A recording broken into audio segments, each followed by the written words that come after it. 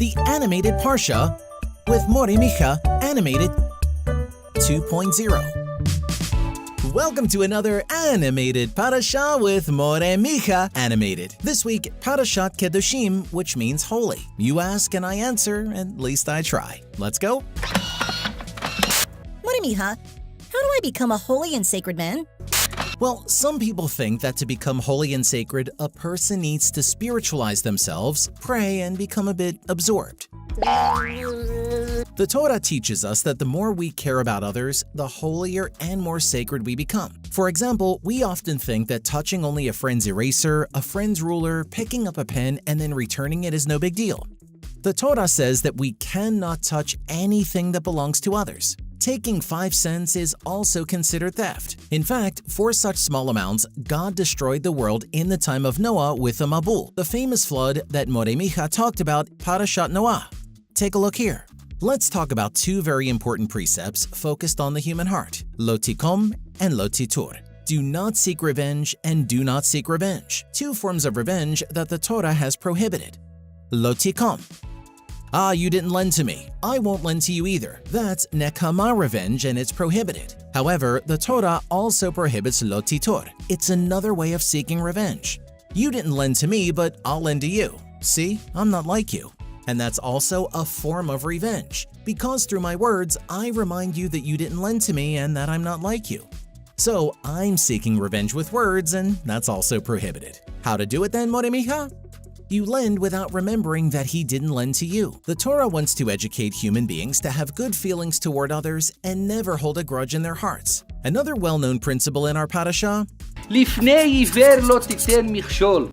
Do not place a stumbling block before a blind person. Oh, but Micha, I never placed the stone in front of a blind person. But see how this principle is in our daily lives. How many times do you pass on information to another person and the information is not 100% correct? How many times in your life do you say to yourself, I won't tell everything to a person because I don't want them to succeed. I don't want them to know what I know. Look, you often may be placing a stumbling block in front of another person who is blind because they don't know information that you know. And that's also prohibited. Hold on, there's a student who wants to speak. Micha, when my grandfather comes home, I stand up for him. How beautiful. מפני שיבה תקום, והדרת פני זקן. A verse that is in our Parasha. Stand up for someone older than you. Stand up for your teacher. Stand up for your parents. Leave a seat for an elderly person when you're on the bus. Respecting the elderly is one of the great principles we find in Parashat Kedoshim. To become holy, we need to respect the people who came before us. Speaking of parents in our Parasha, we also find Ish imovei aviv tirau. A human being must fear his father and mother. Not the kind of fear that makes you tremble like, oh, fear, but it's a kind of reverence and respect where you don't argue with your parents. Don't interrupt your mother when she's on the phone. Don't sit in the place of your parents. Did you know that the chair of the father and mother cannot be used by the children? This is the true fear that the Torah asks of children toward their parents. When your mother tells you, go take a bath, go take a bath, go take a bath. When your father tells you, go to sleep, go to sleep. Simple things in our daily lives will make you a holier person and closer to God, all because you respect the elders. The Torah thinks so much about others that it stipulates some types of gifts that you have the right to give the most needy people. If you own a field, leave a little corner for the poor.